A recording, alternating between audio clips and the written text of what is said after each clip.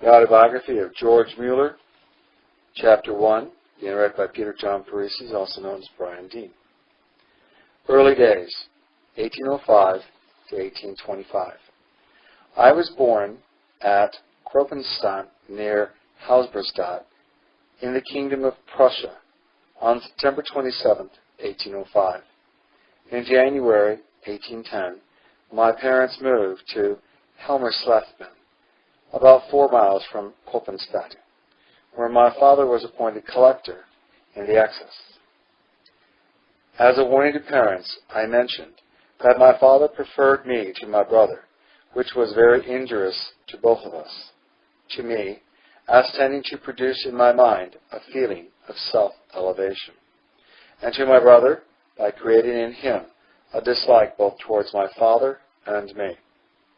My father, who educated his children on worldly principles, gave us much money, considering our age, not in order that we might spend it, but, as he said, to accustom us to possess money without spending it.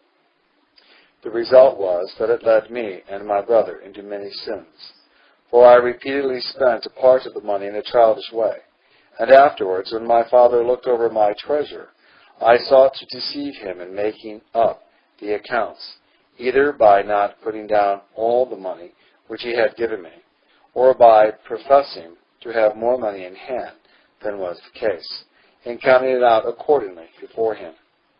Now through this deceit was found out at last, and I was punished, yet I remained the same. For before I was 10 years old, I repeatedly took the government money, which was entrusted to my father, and which he had to make up, till one day, as he had repeatedly missed money, he detected my theft by depositing a counted sum in the room where I was, and leaving me to myself for a while. Being thus left alone, I took some of the money and hid it under my foot in my shoe. When my father, after his return, missed the money, I was searched, and my theft detected, though I was unpunished on this and other occasions, and then punished also on this. Yet I do not remember at any time when my sins were found out it made any other impression on me than to think how I might do the thing the next time more cleverly, so as not to be detected. Hence it came that this was not the last time that I was guilty of stealing. At school, when I was between 10 and 11 years old, I was sent to Halberstadt, to the Catholic Classic School, where there to be prepared for the university. For my father's desire was that I should become a clergyman, not indeed that thus I might serve God, but that I might have a comfortable living. My time was now spent in studying, reading novels, and indulging, though so young, in sinful practices. Thus it continued till I was 14 years old, when my mother was suddenly removed. The night she was dying, I, not knowing of her illness, was playing at cards till 2 in the morning, and on the next day, being the Lord's Day, I went with some of my companions in sin to a tavern, and then we went about the streets half intoxicated. Confirmation. The following day I attended for the first time the religious instruction which I was to receive previous to my confirmation. This likewise was attended to in a careless manner, and when I returned to my lodgings, my father had arrived to fetch my brother and me home to our mother's funeral. This bereavement made no lasting impression on my mind. I grew worse and worse, 3 or 4 days before I was confirmed, and thus admitted to partake of the Lord's Supper. I was guilty of gross immorality. And the very day before my confirmation, when I was in the vestibule with the clergyman to confess my sins, according to the usual practice, after a formal manner I defrauded him, for I handed over to him only the 12th part of the fee, which my father had given me for him. In this state of heart, without prayer, without true repentance, without faith, without knowledge of the plan of salvation, I was confirmed, and took the Lord's Supper on the Sunday after Easter, 1820. Yet I was not without some feeling about the solemnity of the thing, and I stayed at home in the afternoon and evening, while the other boys and girls who had been confirmed with me walked about in the fields. I also made resolutions to turn from those vices in which I was living, and to study more. But as I attempted the thing in my own strength, all soon came to nothing, and I still grew worse. 6 weeks after my confirmation, I went for a fortnight to Brunswick, to a sister of my father, where I became attached to a young female, who was a Roman Catholic. My time till midsummer, 1821, was spent partly in study, but in a great degree in playing the pianoforte and guitar, reading novels, frequenting taverns, forming resolutions to become different, yet breaking them almost as fast as they were made. My money was often spent on my sinful pleasures, through which I was now and then brought into trouble, so that once, to satisfy my hunger, I stole a piece of coarse bread, the allowance of a soldier, who was quartered in the house where I lodged. What a bitter, bitter thing is the service of Satan, even in this world. At midsummer, 1821, my father obtained an appointment at Slothenbach, near Magdeburg, and I embraced the opportunity of entreating him to remove me to the Catholic Classical School of Magdeburg, for I thought that if I could but leave my companions in sin, and get out of certain snares, be placed under other tutors, I should then live a different life. But, as my dependency in this matter also was not upon God, I fell into a still worse state. My father consented, and I was allowed to leave Halberstadt and to stay at Helmersletten till Michaelmas. During this time I was superintended, according to my father's wish, certain alterations which were to be made in his house there, for the sake of letting it profitably. Being thus quite my own master, I grew still more idle, and lived as much as before, in all sorts of sins.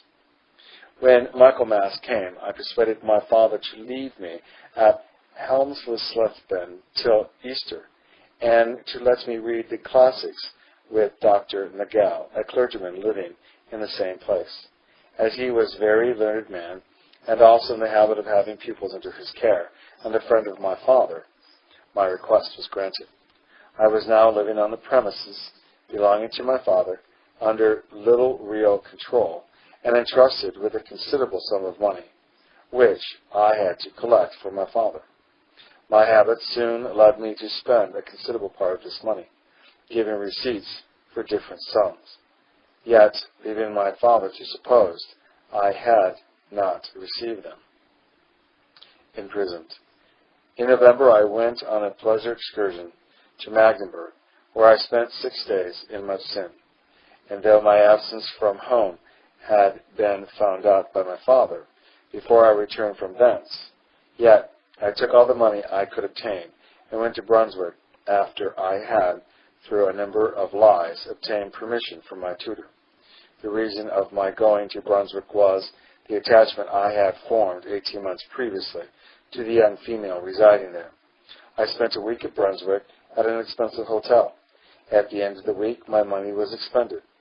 This, as well as the want of a passport, prevented my staying any longer in the hotel. But as I still wished to remain at Brunswick, I went to my uncle, the husband of my father's sister, and made some excuse for not having gone to him in the first instance. My father intimated after a week that he did not wish me to remain with him any longer. I then went without money to another hotel in a village near Brunswick, where I spent another week in an expensive way of living. At last, the owner of the hotel, suspecting that I had no money, asked for payment, and I was obliged to leave my best clothes as a security, and could scarcely thus escape from being arrested. I then walked about 6 miles to Wolfenbüttel, went to an inn, and began to live as if I had plenty of money. Here I stayed 2 days, looking out for an opportunity to run away, for I had nothing remaining to leave as a pledge. But the window of my room was too high to allow for my escaping by getting down at night. On the second or third morning, I went quietly out of the yard and then ran off. But being suspected and observed, and therefore seen to go off, I was immediately called after, and so had to return. I now confessed my case, but found no mercy. I was arrested and taken between 2 soldiers to a police officer. Being suspected by him to be a vagabond or thief, I was examined for about 3 hours and then sent to Gaol. Gaol. I now found myself, at the age of 16, an inmate of the same dwelling with thieves and murderers, and treated accordingly.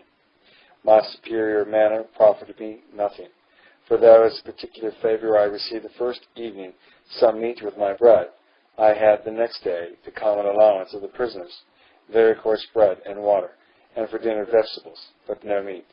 My situation was most wretched. I was locked up in this place day and night without permission to leave my cell.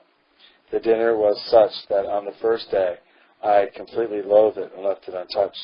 The second day I took a little, the third day all, and the fourth day and the following days I would fain have had more. On the second day I asked the keeper for a Bible, not to consider its blessed contents, but to pass away the time. However, I received none. Here then I was, no creature with me, no book, no work in my hands, and large iron rails before my narrow windows. During the second night I was awakened out of my sleep by the rattling of the bolts and keys. 3 men came into my room. When I asked them in my fright what it meant, they laughed at me, continuing quietly to take the iron rails to see whether I would escape. After a few days I found out that a thief was imprisoned next to me, and as far as a thick wooden partition would allow it, I conversed with him, and shortly after the governor of the prison allowed him, as a favor to me, to share my cell. We now passed away our time in relating our adventures, and I was by this time so wicked that I was not satisfied with relating things of which I had been really guilty, but I even invented stories to show what a famous fellow I was. I waited in vain day after day to be liberated. After about 10 or 12 days, my fellow prisoner and I disagreed, and thus we 2 wretched beings, to increase our wretchedness, spent day after day without conversing together. I was in prison from December 18, 1821, till January 12, 1822, when the keeper came and told me to go with him to the police office. Here I found that the commissioner, before whom I had been tried, had first written to my uncle at Brunswick, and when he had written in reply that it was better to acquaint my father with my conduct, the commissioner had done so. And thus I was kept in prison till my father sent the money which was needed for my traveling expenses, to pay my debt in the inn, and for my maintenance in the prison. So ungrateful was I now for certain little kindnesses shown to me by my fellow prisoner, that although I had promised to call on his sister to deliver a message from him, I omitted to do so. And so little had I been benefited by this my chastisement, that though I was going home to meet an angry father, only 2 hours after I had left the town where I had been imprisoned, I chose an undoubtedly wicked person as my traveling companion for a great part of my journey. Outward reformation. My father, who arrived 2 days after I had reached Helmersleben,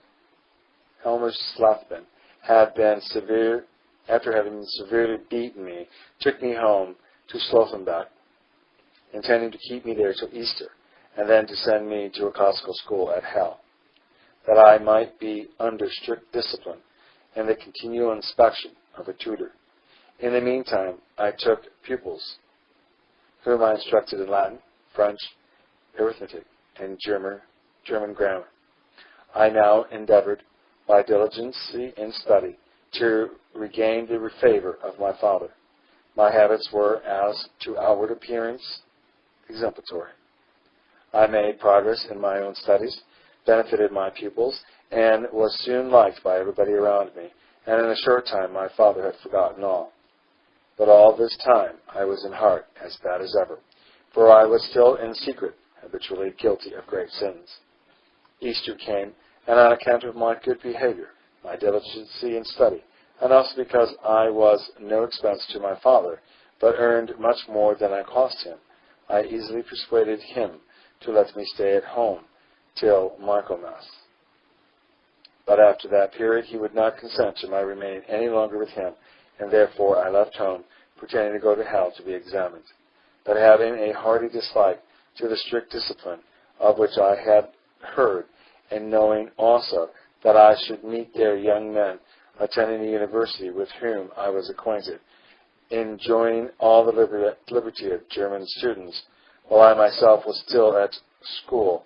For these and other reasons I went to North Hassen, and had myself examined by the director of the gymnasium to be received into that school.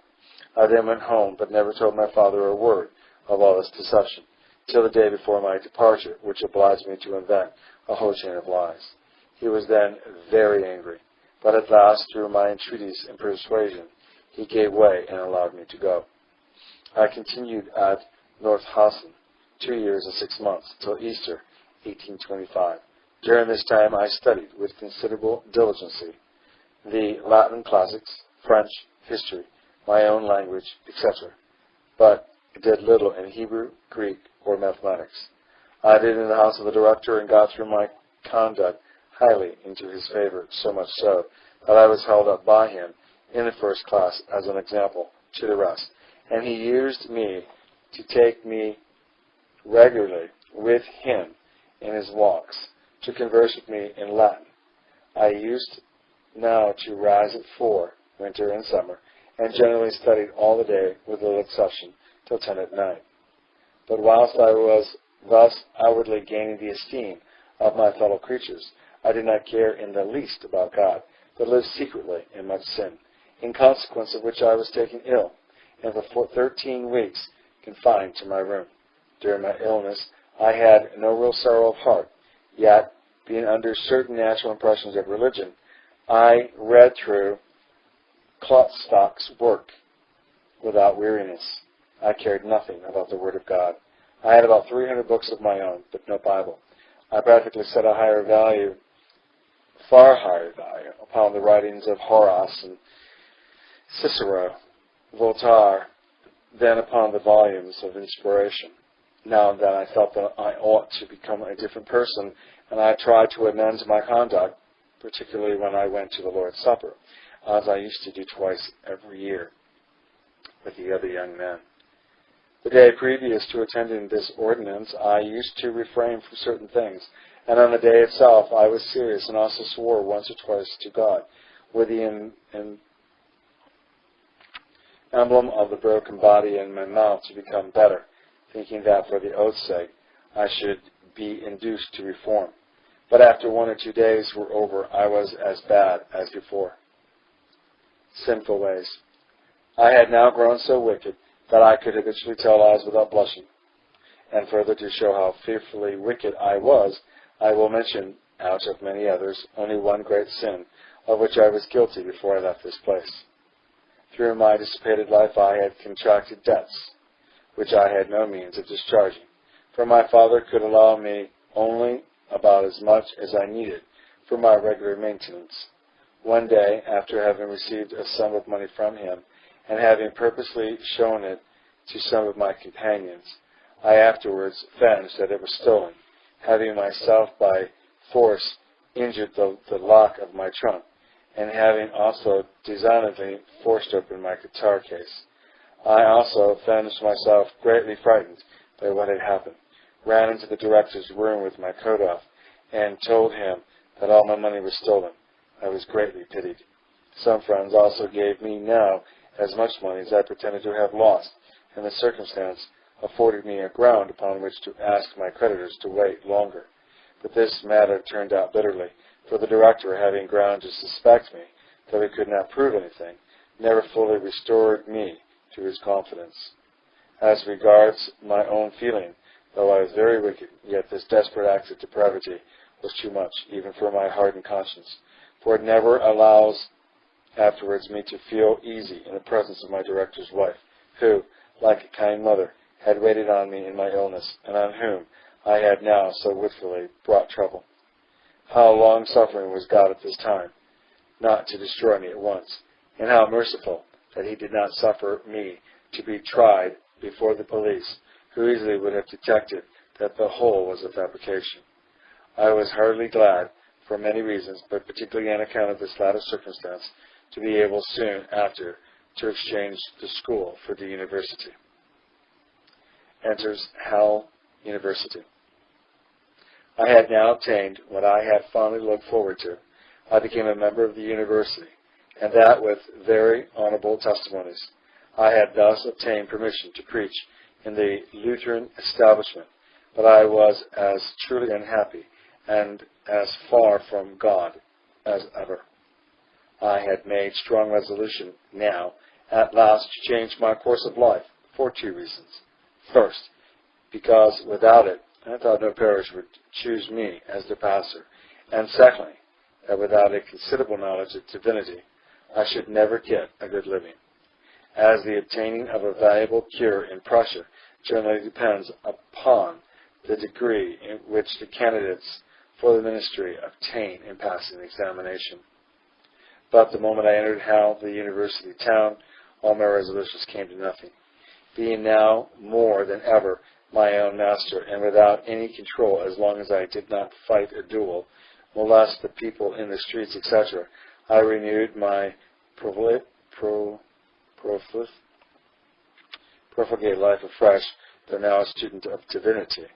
When my money was spent upon my watch and a part of my linen and clothes to borrow in other ways. Yet, in the midst of it all, I had a desire to renounce this wretched life, for I had no enjoyment in it, and had sense enough left to see that the end, one day or another, would be miserable, for I should never get a living. But I had no sorrow of heart on account of offending God. Friendship with Beta. One day, when I was in a tavern with some of my wild fellow students, I saw among them one of my former schoolfellows named Beta, who I formerly despised because he was so quiet and serious. It now appeared well to me to choose him as my friend, thinking that if I could but have no better companions, I should improve my own conduct. This Beta was a backslider, when formerly he was so quiet at school. I had reason to believe it was because the Spirit of God was working on his heart. But now, having departed from the Lord, he tried to put off the ways of God more and more, and to enjoy the worlds of which he had known but little before. I sought his friendship, because I thought it would lead me to a steady life, and he gladly formed an acquaintance with me, as he told me afterwards, because he thought it would bring him into gay society.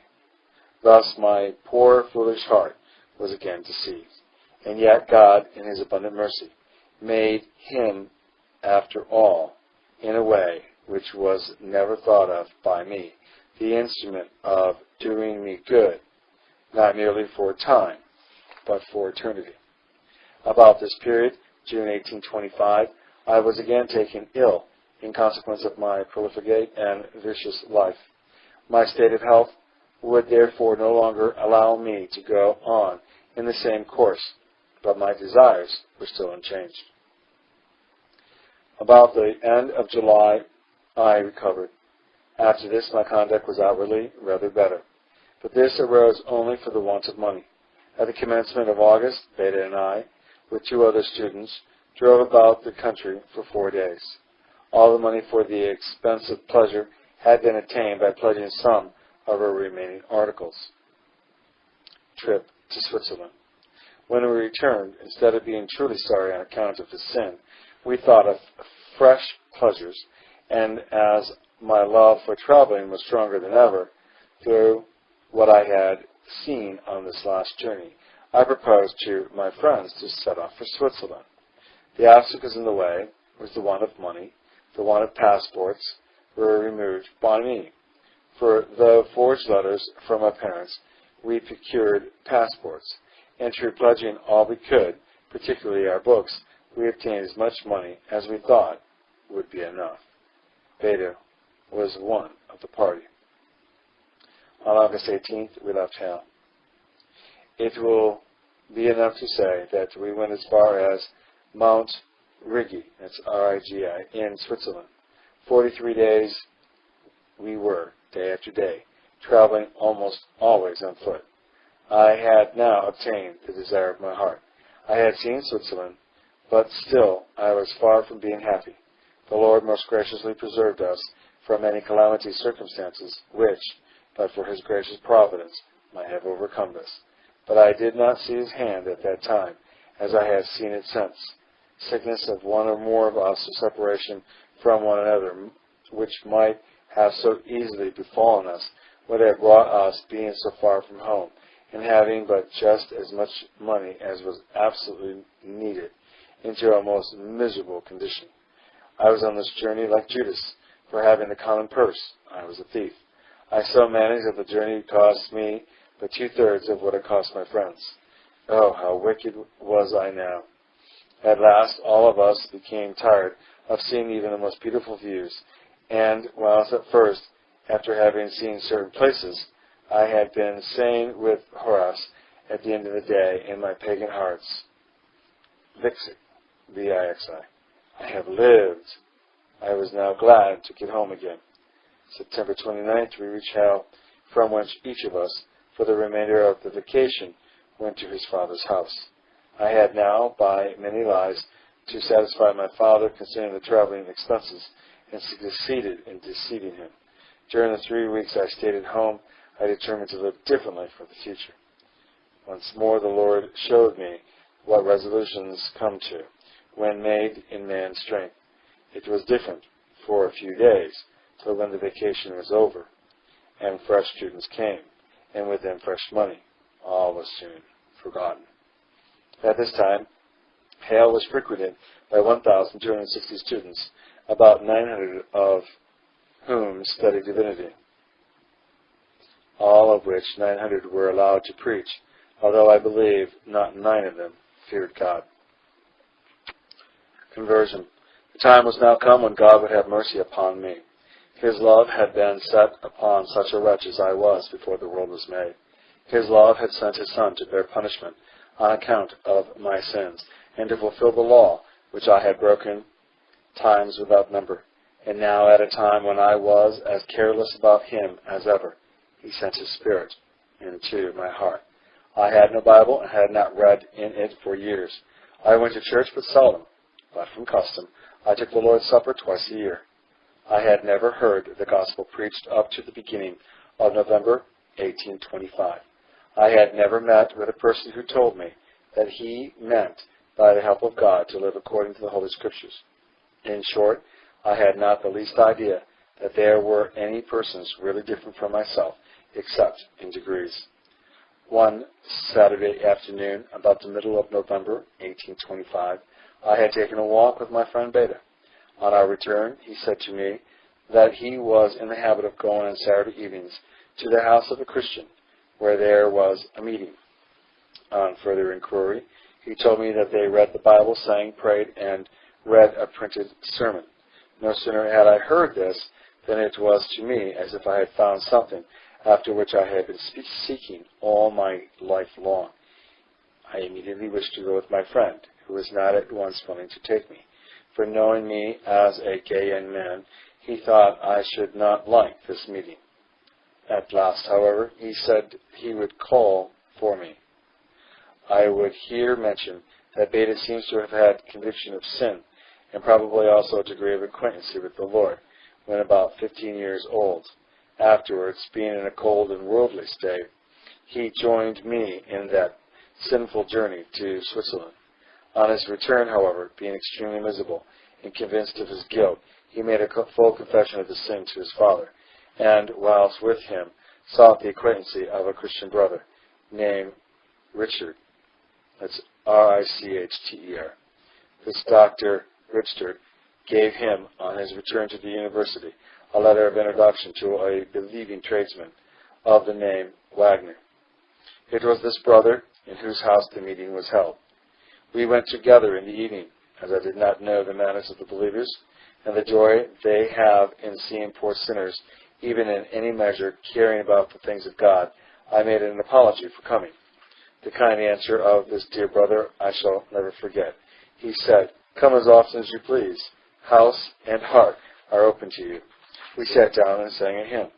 Then Brother Keisler, afterwards a missionary in Africa, in connection with the London Missionary Society, who was then living at Hale, fell on his knees and asked a blessing on our meeting. This kneeling down made a deep impression upon me, for I had never even seen anyone on his knees, nor had I ever prayed myself on my knees. He then read a chapter and a printed sermon. For no regular meetings for expounding the Scriptures were allowed in Prussia, except an ordained clergyman was present. At the close, we sang another hymn, and then the master of the house prayed.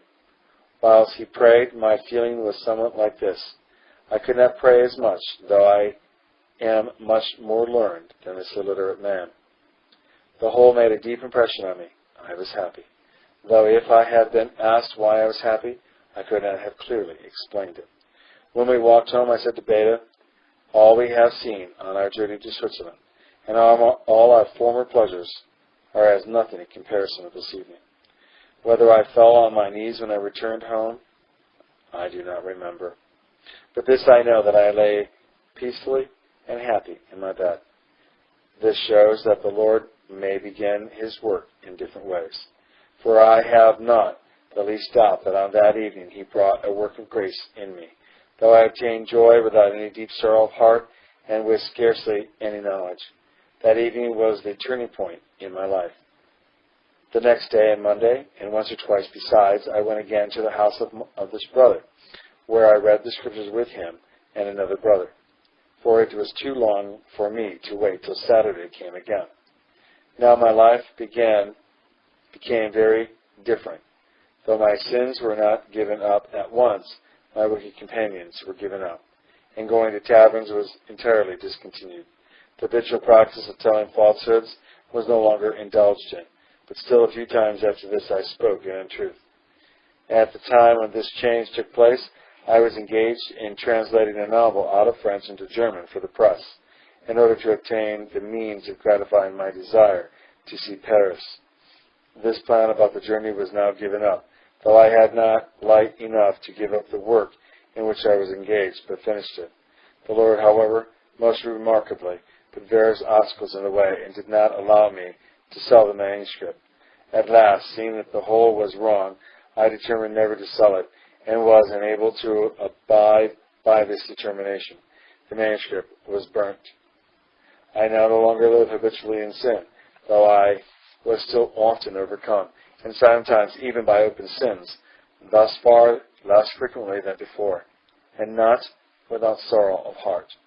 I read the Scriptures, prayed often, loved the brethren, went to church from right motives, and stood on the side of Christ, though laughed at by my fellow students.